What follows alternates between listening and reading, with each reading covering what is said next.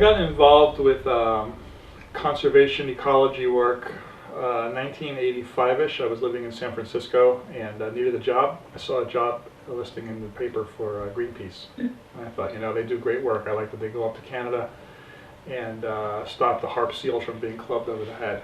So I went into the office and said, I would like to volunteer to go up to Canada and spray paint the baby harp seals to stop them from being killed. And he said, well, that's all taken care of right now, but would you like to do door-to-door canvassing? And I said, I needed a job, so I said, sure. So for the next 4 or 5 years, I knocked on thousands of doors asking people if they would become Greenpeace supporters. And that was my main job in San Francisco for about 4 of those years that I was there. So more recently, I've always had an interest in dolphins and whales. I think that they're magnificent beings. If you read books by Drunvalo and other books that I've read by spiritual teachers, they're probably the highest consciousness on the planet, and I really believe that. And very special beings, special creatures, and the thought of them being killed and slaughtered in a painful way, like harpooning or spearing, or being herded into a cove, or have their lives taken away in a brutal, senseless way, it was something that I knew that I wanted to fight against. So there's a group called Sea Shepherd, which I had heard about for years ago, but became more actively involved after I watched the TV program Whale Wars, which is a weekly reality show about them fighting the Japanese whalers in the Southern Ocean. And I was really inspired by the work that they do, because they're not a protest organization, but they actually get out there and physically interfere with the whaling ships from being able to kill whales. So 2010, I had the idea of starting a Sea Shepherd chapter in Philadelphia, so I wrote to the main office and said, hey, I would like to really get one going here. And they sent me the name of 2 other people who had already written to them a little while ago and said, why don't you talk to them and see what you can come up with. So we did, and we started the Philadelphia Sea Shepherd chapter in 2010. So what we do basically here is fundraising and education to get the word out that dolphin and whale slaughter is happening, that the oceans are in peril, and raise consciousness, raise awareness, and raise money to help keep the ships out on the water. So this year I had the good fortune of actually going to Japan, where I've lived before, and going to the place Taiji, where the Cove is. Has anybody seen the film The Cove? Yes. It's a documentary that won the best documentary Oscar, I think in 2009 or 10. And it centers around a gentleman named Rick O'Barry, who was one of the original trainers for Flipper back in the 60s on the TV show. And he has since become a dolphin advocate. Anywhere the dolphins are in struggle or crisis in the world, Rick will fly there and help them. He's freed dolphins from captivity. So I saw the Cove. It was very graphic. The Cove takes place in a town called Taiji, Japan, which is on the coast. And the Cove itself, seeing it firsthand last month, it's an incredibly beautiful area. Hills, mountains come right down to the sea. There's small islands, there's rock formations, very green area. It's a really beautiful, beautiful area. And the Cove is like a little inlet, which is, of course, bounded on 3 sides by land, and it's deep enough where they could actually herd the dolphins into the Cove and then net it off so the dolphins can't escape. Dolphins, as you probably all know, are very influenced by sound. So 12 boats will head out early in the morning from Taiji at around 6:30. And they'll go out past the horizon. They'll be out, 20, 30 miles. If they see a pod of dolphins, these boats will then converge where the pod is, and they have these long metal poles that go down into the water. And they'll hammer on these poles, which then bombards the dolphins with the sound. Scares them. You can imagine if somebody was banging a cymbal right next to your ear, what that would sound like. So dolphins being very attuned to sound, it's torture for them. They get very frightened. They huddle together. The boats then push them, keep pushing them into the Cove, and then once they're bound in the Cove and it's netted off there, then there's no escape for them. Even though dolphins could easily jump over the cords, the wires, whatever that they have there to keep them in, for some reason they don't jump over. Part of it is because they don't want to abandon their pod. It's their family. And dolphins that have escaped and have jumped over, they don't leave. They stay there because their family is there. So when the film The Cove came out, this became a worldwide issue. So people could see what was happening. And they were much more demonstrative. It was much more out in the open what they did because nobody was there to monitor it. The cove would actually turn bright red with dolphin blood. So there's a lot of photos on the internet of just this beautiful piece of water in the ocean, and it's bright red with blood. So to keep that from being photographed, they've changed the slaughter methods that they've used. Whereas before they would stab them or harpoon them with spears into the water, now they herd them deeper into the cove and they put tarps over the top so that the dolphins are actually killed underneath the tarp. So you can't actually see it and you can't actually film it. And the method that they use now to kill the dolphin is that they put a metal pole through the blowhole to sever the spine. Dolphins don't usually die right away that way. So they say it's a humane way of killing dolphins, but it's really, I can imagine it'd be very torturous. So what that does is less blood coming out. So the cove doesn't turn red, but it's still a brutal way of killing dolphins.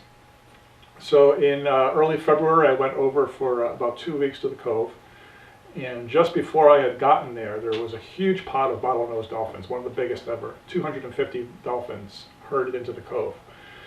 And bottlenose are what most people think of as dolphins, the ones that were flipper. Probably if you had to say like the most intelligent dolphins, probably bottlenose would be the most intelligent dolphins. And so 250 bottlenose dolphins are herded into the cove. Now when they herd them into the cove, after they rope it off, they keep them there for a couple days. So they don't get any food, they don't get any water. Dolphins can't drink salt water. They get the water they need from the fish that they eat. So they're not fed, so they're not getting any food or water. They're stressed, they're frightened, they're swimming around frantically, they're spy hopping. Spy hopping is when a dolphin will stick its head out of the water and look around to see what's going on. So they're constantly spy hopping and looking around. And these are beings of incredible light, beauty, joy, happiness. You know, they've served humanity for thousands of years. They've helped save humans. And we repay them by roping them off into a cove, separating them from their pod, their family. Dolphins will often have very strong family bonds. So the pod of 250, which I didn't see because that happened before I got there, was roped off. And within that pod was one baby albino, a very rare baby albino, who was quickly named Angel. And Angel was the first dolphin taken out from captivity. So she was pulled out of the pod and taken to the Taiji Whale Museum, which is basically a place of captivity down the street. So she's taken away from her family. It's still a baby. And her mother was either killed or killed herself. Dolphins are conscious breathers. So they have to consciously determine if they're going to take another breath. So if they want to kill themselves, they can just say, I'm not going to breathe anymore. And they sink and drown. So there was a couple of dolphins that did commit suicide in that pod. Some people think that her mother was one of them when they saw that she was taken away. So during that process, there was about 50 to 60 dolphins that were selected for captivity. So they're separated out, pulled out of the water, put in sea pens, and later sold to dolphinariums. And there was about 50 to 60 that were slaughtered, and then the rest were either too young or too small, and they were pushed back out to sea. So although it sounds like it's a nice thing to be pushed back out to sea, it's definitely better than being killed. These are dolphins that witnessed possibly their family being slaughtered, have heard dolphins screaming in pain and agony, have seen the blood of their family and other dolphins in the water, and have had no food or water for 4 or 5 days. So, talk about PTSD. So the rest of their lives will be something, a memory that they've had of their experience in the cove. So I got there shortly after that. I did see Angel in the Taiji Whale Museum. It does have some outdoor pools. Sea Shepherd is followed very, very closely by the police everywhere we go. As soon as we cross the border into the town, there's a police car waiting for us. There was about 18 of us or so on the ground.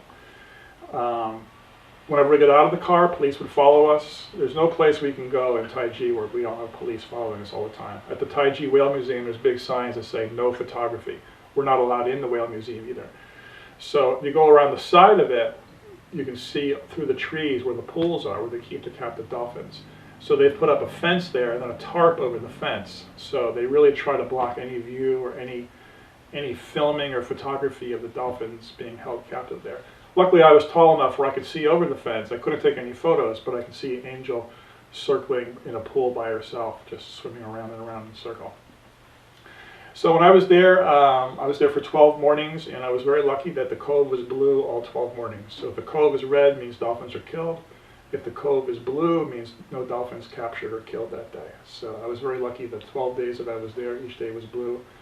Some days the weather was crystal clear, and you would think this may not be a good day, but the boats would go out and they wouldn't find anything. They'd come back in. Some days the water was really choppy, and they wouldn't be able to find a pod easily.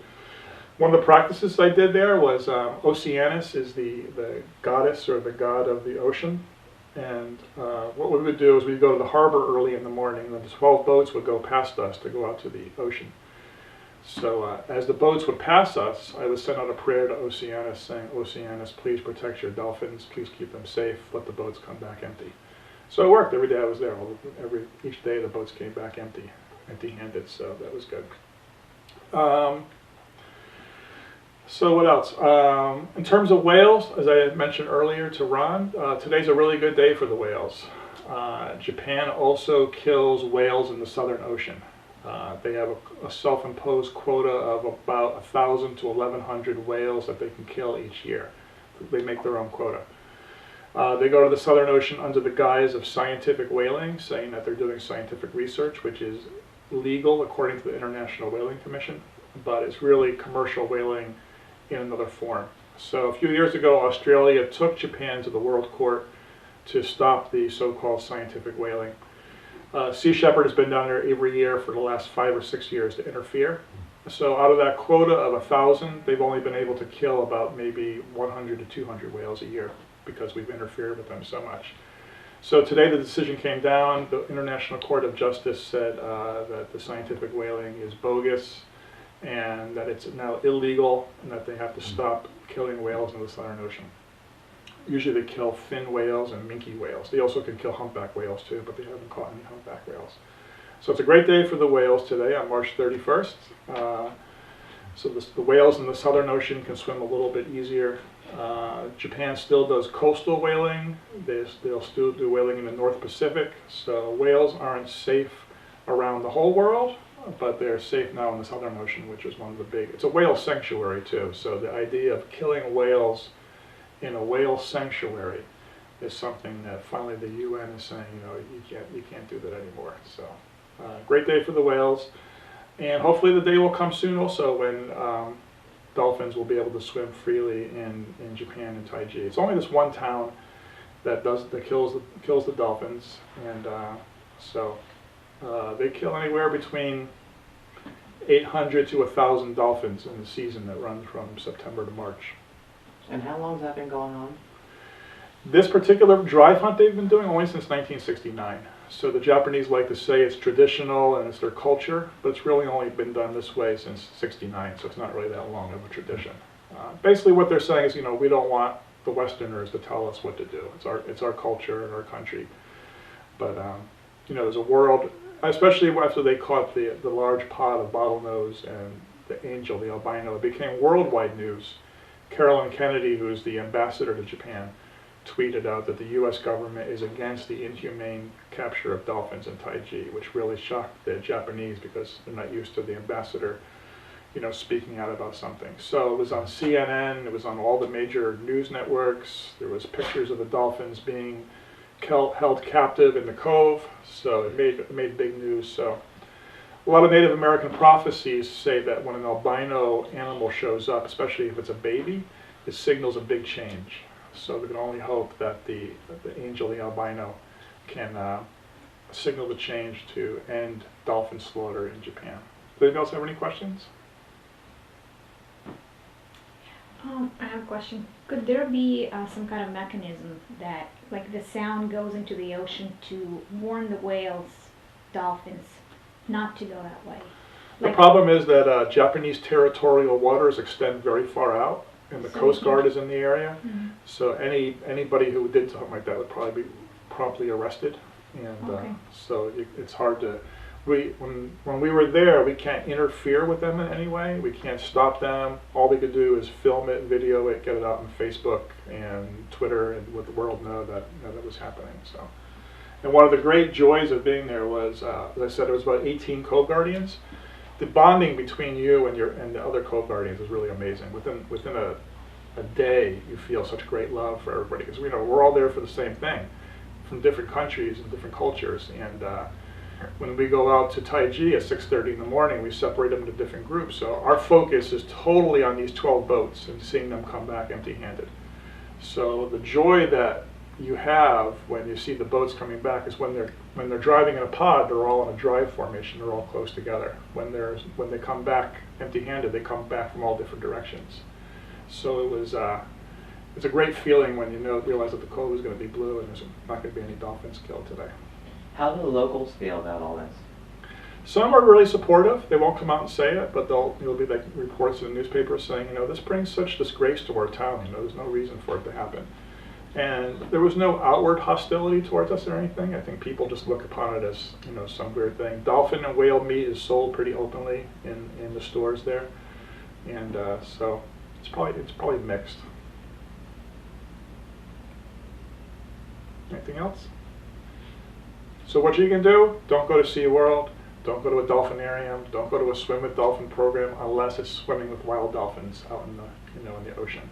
So captivity really fuels the Taiji drive hunts. So they make a lot of money. Each bottlenose dolphin brings them $40,000. So don't support dolphins in captivity in any way. So that's the main thing you can do here. Thanks, everybody.